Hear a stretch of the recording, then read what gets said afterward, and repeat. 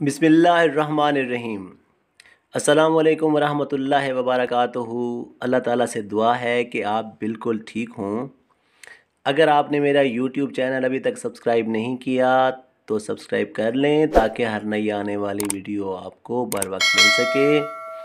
आज का टोटका बालों की खुश्की, सर में ख़ारिश और सिकरी के लिए बेहतरीन टोटका है।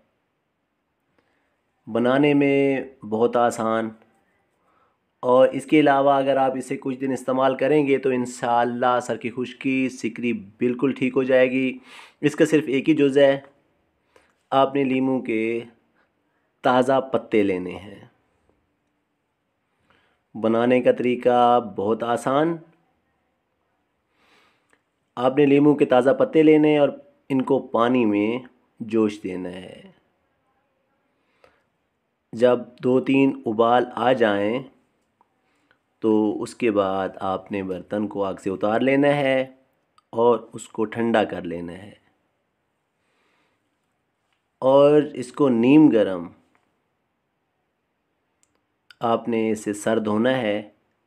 इंशाअल्लाह इससे 2-3 बार इस्तेमाल करने ही से ही आपके बालों की खुश्की, अगर सर में ख़ारिश है, खुजली, तो उसका बिल्कुल ख़ात्मा हो जाएगा और इससे बाल घने और बाल गिरना भी बंद हो जाएंगे इंशाअल्लाहुल अज़ीज़।